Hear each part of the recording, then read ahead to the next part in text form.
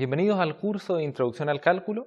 Mi nombre es Matías López, profesor de Matemática de la Universidad de La Serena. Vamos a comenzar este curso de Introducción al Cálculo con la primera unidad que corresponde a axiomática en los números reales.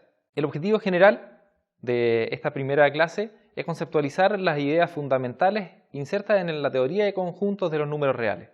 Como objetivo específico, buscaremos comprender e internalizar las propiedades operativas del conjunto de los números reales.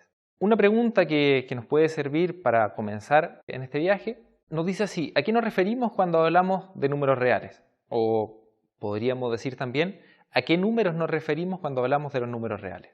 Para intentar responder esta pregunta vamos a acercarnos mediante una aproximación que nos va a permitir construir el conjunto de los números reales por medio de los conjuntos numéricos que estuvimos viendo a lo largo de toda nuestra enseñanza básica y media.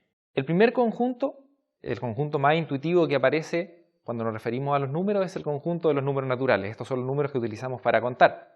Estos números nos permiten responder a preguntas del tipo ¿qué número debo sumar a 2 para obtener 4? Sin embargo, no nos permite responder a preguntas como ¿qué número debo sumar al 6 para obtener 1? Por esta necesidad entonces aparece o se amplía el conjunto de los números naturales a un nuevo conjunto que conoceremos con el nombre de números enteros.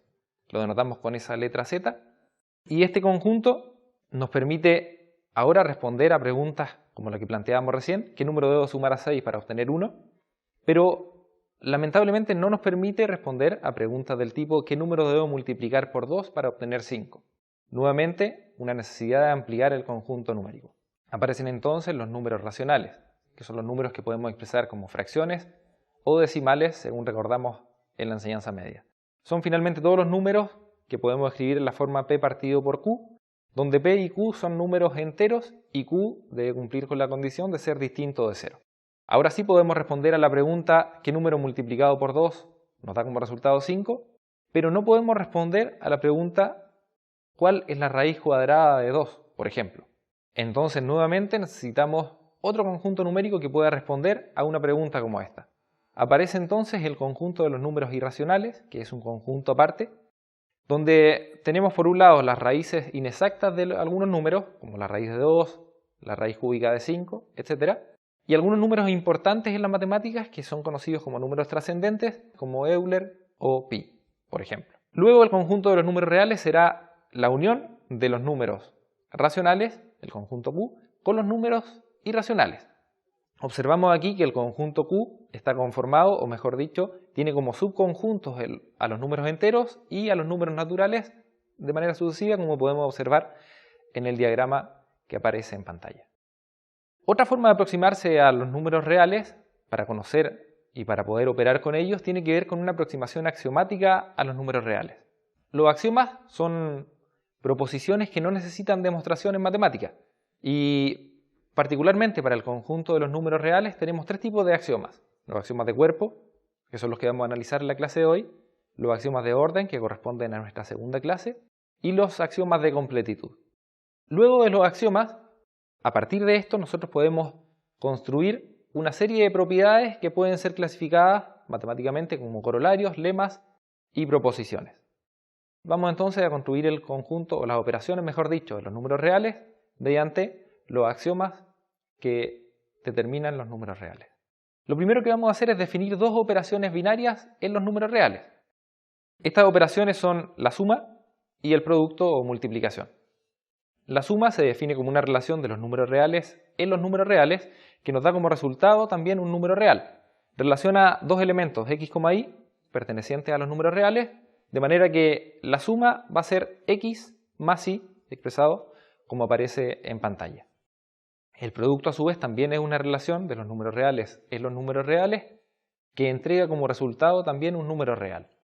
La forma de expresar un producto puede ser como x.y, como aparece ahí, o podemos omitir el punto, como se va a ver en ejercicios posteriores. El primer axioma para la suma, vamos a comenzar por la suma, se llama conmutatividad. El axioma de conmutatividad nos dice, en palabras simples, que el orden en que realicemos la suma no va a alterar el resultado de la suma. Es decir, x más y es lo mismo que y más x, para todo x e y perteneciente a los números reales. El segundo axioma, asociatividad, nos permite asociar dos o más elementos de la manera que nos resulte más conveniente. Es decir, x más paréntesis y más z es igual a paréntesis x más y más z, para cualquier x, y z perteneciente a los números reales. El tercer axioma tiene que ver con la existencia de un elemento neutro para la suma.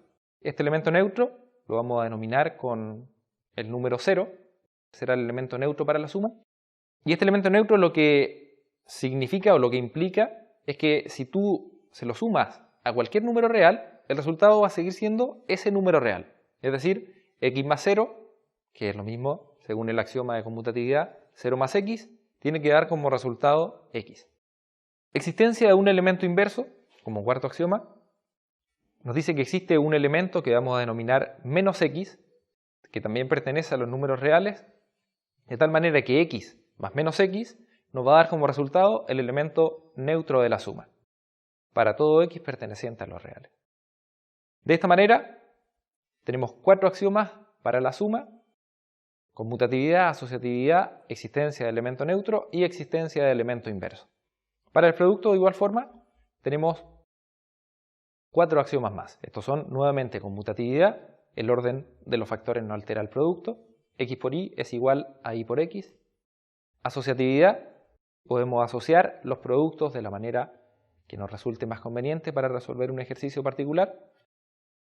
Existencia de un elemento neutro, en este caso, el elemento neutro para el producto lo vamos a denotar con el número 1 y nos dice entonces que x por 1, que es igual a 1 por x, nos da como resultado x. Y finalmente, existencia de un elemento inverso, un número que vamos a denotar por x elevado a menos 1, que multiplicado por x nos da como resultado el elemento neutro para el producto, es decir, 1. Un quinto axioma, que en realidad podríamos denominarlo un axioma que relaciona la suma y el producto, se llama distributividad, o bien distributividad del producto con respecto a la suma. Nos muestra que si tengo un elemento x multiplicando un paréntesis donde hay una suma, yo puedo desarrollar este producto como aparece en pantalla, es decir, x por paréntesis y más z es igual a x más y por x más z. Tenemos entonces estos 5 axiomas para el producto, ¿sí?, contando el axioma de distributividad que vimos al final. De esta manera entonces tendríamos un total de 9 axiomas que son la base o el sustento a partir del cual se construye toda la teoría de los números reales. Claro, no hemos mencionado hasta ahora ni la resta ni la división. Lo que sucede es que la resta la vamos a identificar como x menos y, como lo conocemos, y la vamos a definir en base a la suma. Es decir, será la suma de un número más el opuesto de y en este caso. Es decir, x menos y es igual a x más el opuesto de y. Ahí tenemos un ejemplo, dice que 5 menos 6 es lo mismo que 5 más el opuesto de 6, que es menos 6. Para la división, de igual manera, la división la podemos expresar como x partido por y, x dividido por y, que significa multiplicar x por el inverso multiplicativo de y. 6 partido por 5, o 6 dividido por 5, es lo mismo que 6 por el inverso multiplicativo de 5. De esa manera entonces se define la resta y el cociente en base a las operaciones de suma, resta y existencia de elemento inverso para la suma y el producto.